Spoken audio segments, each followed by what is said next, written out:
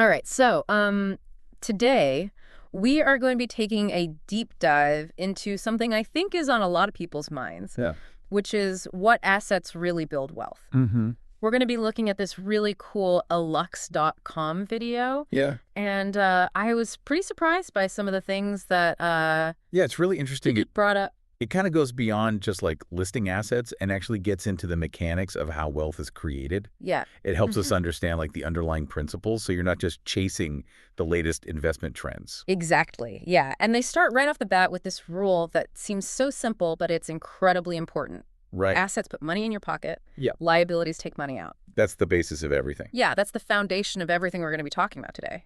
And I think if we connect that to the bigger picture, like it really highlights the importance of shifting your mindset from being a consumer to becoming an owner. Right. It's not just about how much money it's about how your money works for you. Okay, so let's start with cash. Yeah. Cash is liquid, it's stable, but it also doesn't offer huge returns, especially with interest rates being what they are these days. Right. I mean, should we even consider cash to be a wealth-building asset?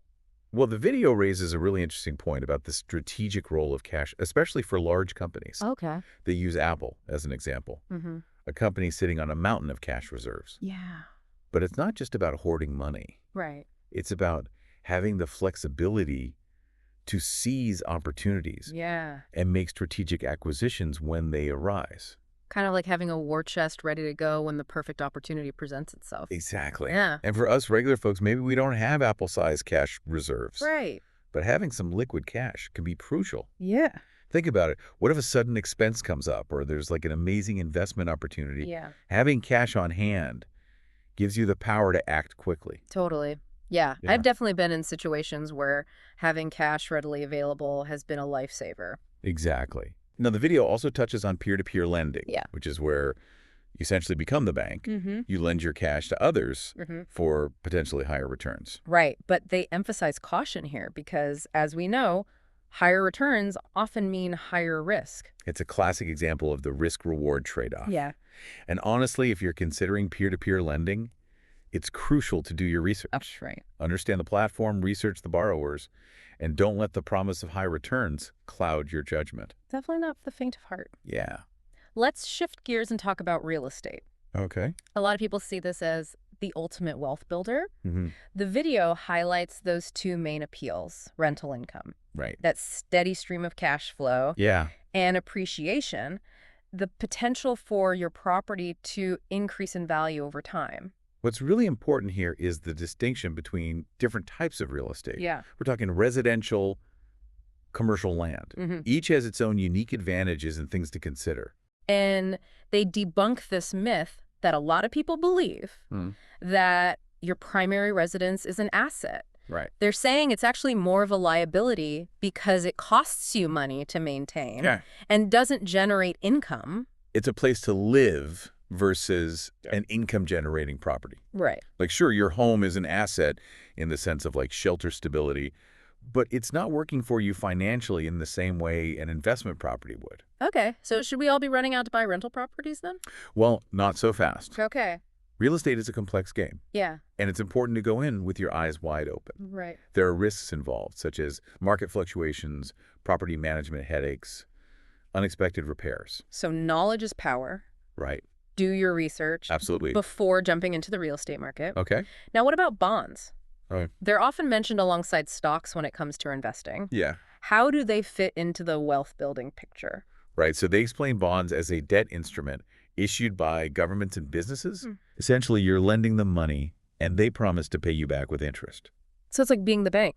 Yeah, for a government or company. Yeah. Yeah. Exactly. All right. The key takeaway with bonds is they're low risk, low reward. Yeah.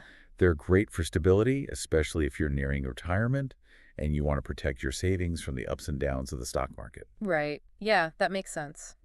If you're younger and have a longer time horizon, you might consider allocating more of your investments to stocks. Right. For growth potential. Exactly. And speaking of getting rich, that's where stocks often come in. Right. The video breaks down stocks, explaining that owning a stock means owning a tiny piece of a publicly traded company. Yeah, they make it really relatable. Yeah. Like, imagine a company has 10 million shares Okay. and you own 1 million. Yeah. That means you own 10% of that business. Okay. It's a way to participate in the growth and success of companies you believe in. So you're not just buying a piece of paper. You're actually buying a piece of a company. Right. That's cool. It is pretty cool. But buying individual stocks can be risky, right? Absolutely. And that's why they introduced the concept of mutual and index funds. Yeah. So these are basically baskets of stocks, Okay. allowing you to spread your investment across many different companies, Yeah. reducing your risk. So you're diversifying. You are diversifying. Yeah. That's the key. Okay, I've heard about index funds, especially the S&P 500. Mm-hmm. Are they a good option for someone who's just starting out? They are. Specifically, the S&P 500 is a popular choice for long-term growth Okay. because it tracks 500 of the largest U.S. companies. Yep. And they share this really compelling statistic. Okay. Over past 90 years, the S&P 500 has delivered an average annualized return of 9.8%. Wow, that's impressive. It's pretty amazing. It shows the power of consistent long-term investing. It really does. Yeah. It's about playing the long game, not trying to time the market or chase quick wins. Right. Okay, so we've covered cash, real estate bonds, stocks. Mhm. Those are kind of the classic asset classes. Those are the big ones. Right. Yeah, but this is where the video gets really interesting. Okay. They start talking about some more unconventional assets. Yeah, okay. Starting with something they call equipment. Equipment like machinery and tools. Well, they define it very broadly Okay. as anything that directly contributes to income generation. Okay. They give all sorts of examples. Mm-hmm. A tractor for a farmer, a laptop for a programmer, Yeah. even a camera for a photographer. Yeah. The key is understanding whether something is an asset or a liability Right. based on its role in your income-generating activities. So it's not just about owning stuff. It's about owning the right stuff that helps you make money. Exactly. Okay. And they use cars as an example. Okay. A car is usually a liability Yeah. because it costs you money, Mm-hmm. unless your income depends on it, like you're an Uber driver or something. Right. It's a good reminder to be honest with ourselves about how we're using our resources. Yeah, that shiny new car might be tempting. Right. But if it's not helping you generate income, it's probably draining your bank account. It's all about aligning your spending with your income goals. Okay. So equipment, check. Check. What other unconventional assets do they talk about? Well, next up we have patents. Patents. These are legal protections for inventions, Okay. essentially giving you the right to prevent others from using your creation without your permission.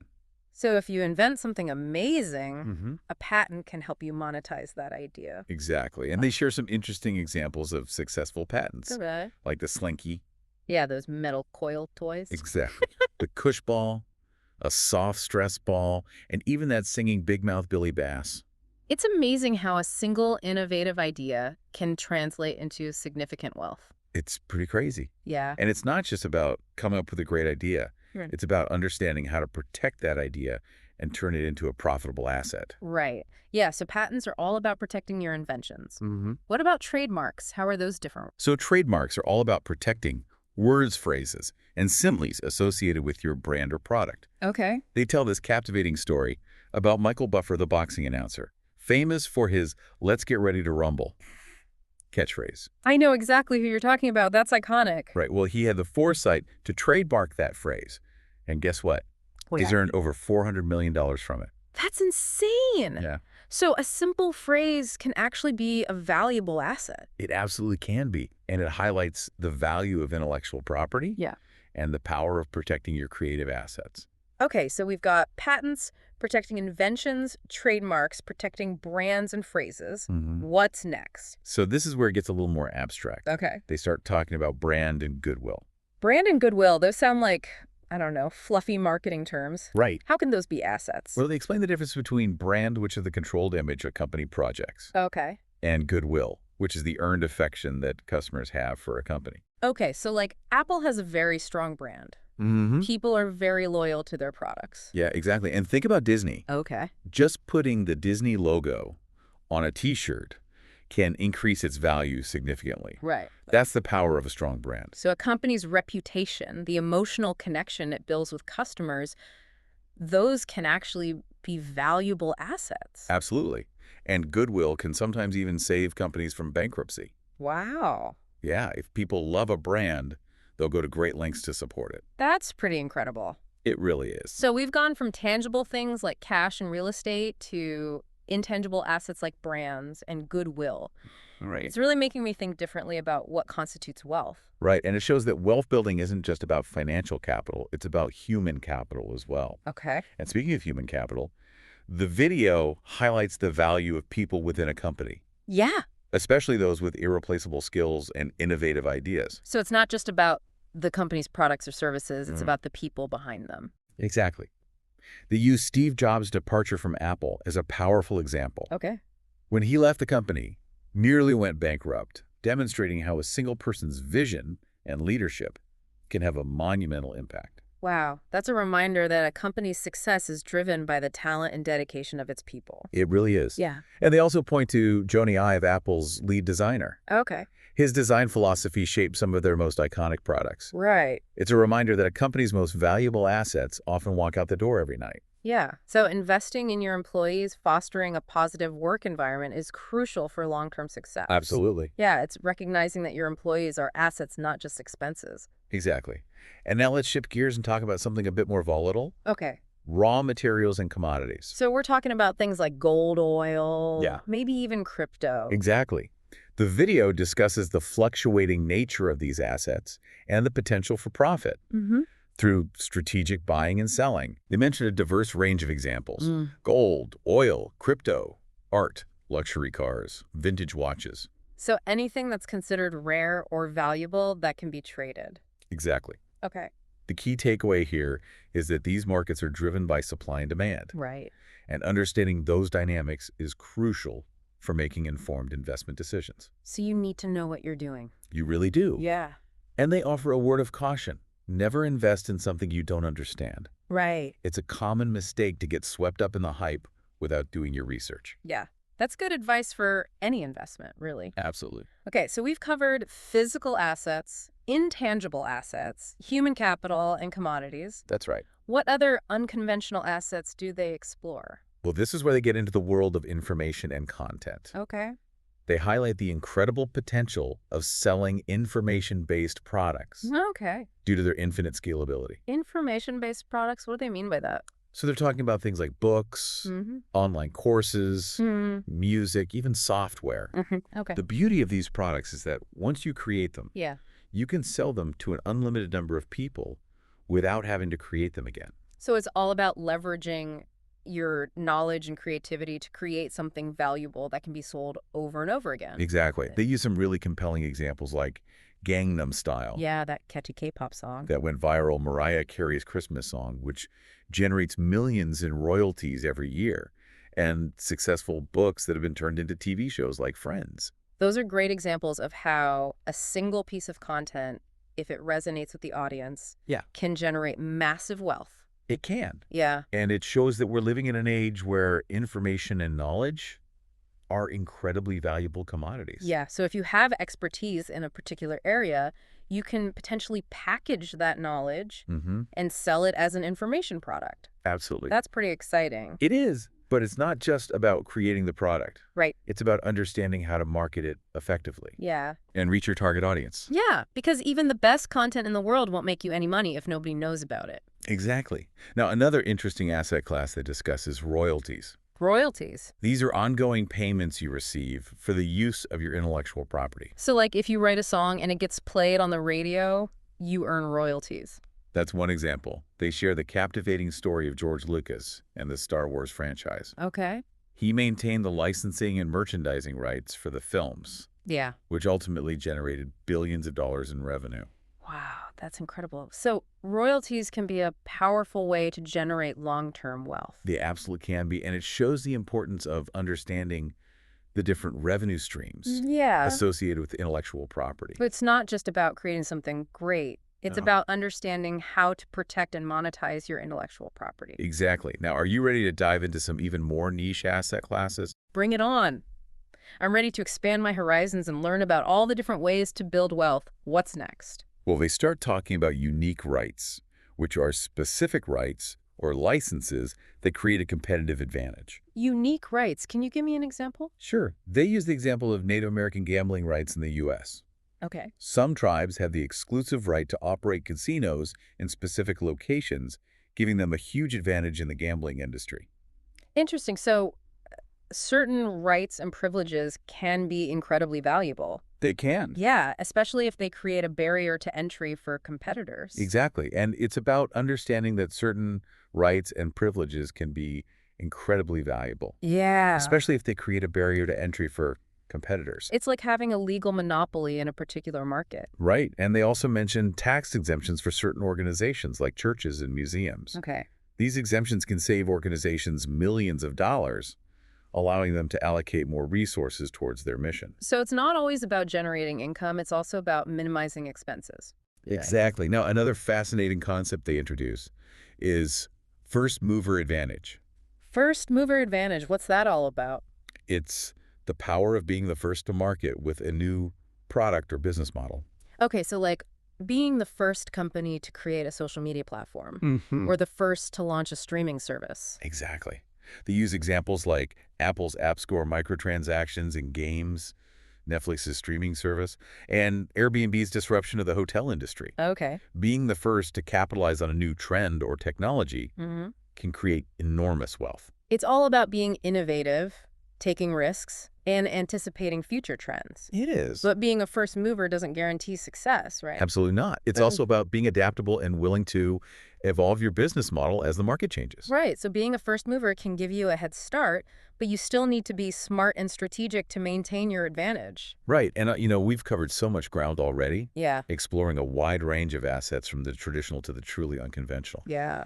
But before we wrap up this part of our deep dive, Okay. the video teases this bonus concept Okay. that they call time, money, time arbitrage. Time, money, time arbitrage.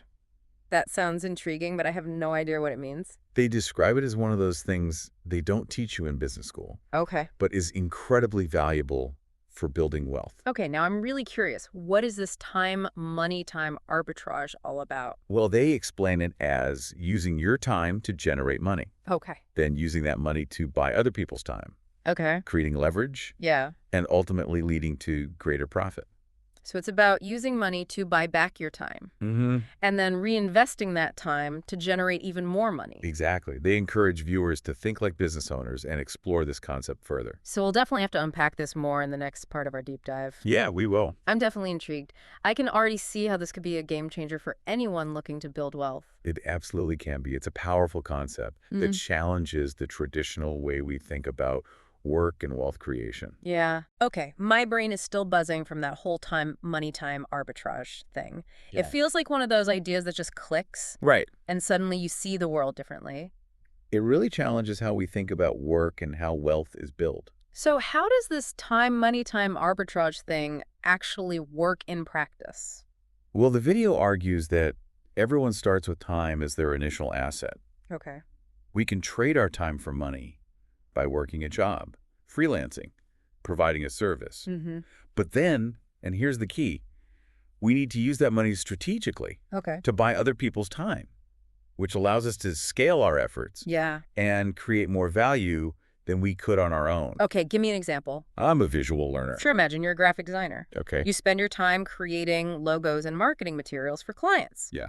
That's your time being traded for money. Mhm. But instead of just taking on more clients and working longer hours, Right. you could use some of that income to hire another designer Okay. to help you. Now you're leveraging your initial time investment to create more output Yeah, and potentially more profit right. because you're no longer limited by the hours in your day. So it's like multiplying yourself Exactly. without cloning. Without cloning. Yeah, you're building a mini team. Exactly. And the video points out that this is how most businesses are built. Okay. Companies hire employees Yeah. because those employees can generate more value for the company Mm-hmm. than they cost in wages. Yeah. That difference is the profit, Okay. and it's the reward for solving this time, money, time arbitrage puzzle. So it's not just about working hard, it's about working smart. Precisely. The video encourages everyone to think like a business owner, Mm. even if they're not running a company. Okay. It's about realizing that your time is valuable and understanding how to use it Yeah. to create leverage Mm-hmm. and ultimately build wealth. Yeah, I love this idea. It's pretty cool. It's not just about trading hours for dollars. It's about building systems and finding ways to amplify your efforts. And the great thing is that anyone can start applying these principles. Right. You don't need to be a CEO or a millionaire. Yeah. Even small changes can make a big difference. Okay. Think about hiring a virtual assistant Okay. to handle administrative tasks so you can free up time to focus on things that generate more income. Mm-hmm. Or maybe it's investing in software that automates certain parts of your workflow. This deep dive is really changing my whole perspective on wealth building. Yeah. I used to think it was all about winning the lottery or inheriting a fortune. Right. Now I realize it's so much more about understanding how different assets work Yeah. and how to leverage them in creative ways. And it's about recognizing that wealth building is a journey. Right. It takes time, effort, and a willingness to learn and adapt. Yeah. But the message is clear. With the right knowledge and actions, anyone can create a more financially secure future for themselves. Yes. It's about taking those small steps today that can lead to big results down the road. Exactly. Speaking of which, at the end of the video, Alex poses this thought-provoking question. Okay. Which of these assets resonate with you most, and what small step could you take today to start leveraging them? That is a great question. Yeah, I think that's something we should all consider. It is. It's a call to action. Yeah. We've spent all this time exploring different asset classes and understanding how they work, Right. but now it's time to put that knowledge into practice. Yeah. What are you personally drawn to? Yeah. Where do you see the greatest potential for yourself? Well, I'm feeling inspired to explore that whole money time arbitrage thing. Yeah. I've always been a hard worker, but maybe I haven't been working as smart as I could be. Okay. I'm starting to see how delegating tasks and building systems could free me up Right. to focus on higher level activities that could really move the needle in my business. That's a great insight. Yeah. And it's a perfect example of how this deep dive can spark those aha moments Right. and inspire real action. Okay, so we've talked about a ton of different assets. Yeah. Everything from cash and real estate to patents and trademarks to the power of people and ideas. And we've really unpacked this fascinating idea of money time arbitrage. Yeah. What are your final thoughts as we wrap up this deep dive? I think the biggest takeaway for me is this. Wealth building is a multifaceted journey. Okay. It's not a one-size-fits-all approach. Right. What works for one person might not work for another. Yeah. It's about finding the strategies that resonate with you, Mm-hmm. aligning them with your values and your goals, Yeah. and then taking consistent action. I love that it's not about following some rigid formula. Right. It's about creating a personalized path that works for you. Exactly. And it's about understanding that wealth building isn't just about accumulating money. Yeah. It's about creating a life of abundance, freedom, and impact. Beautifully said. So as we wrap up this deep dive, I want to encourage everyone listening to really reflect on the assets that resonate most with them and start brainstorming those small steps they can take today to start leveraging those assets. Yes. It doesn't have to be anything drastic. Even small, consistent actions can create momentum and lead to incredible results over time. Absolutely. And remember, the journey of 1,000 miles begins with a single step. It's so empowering to realize that we have more control over our financial future than we might think. Yeah.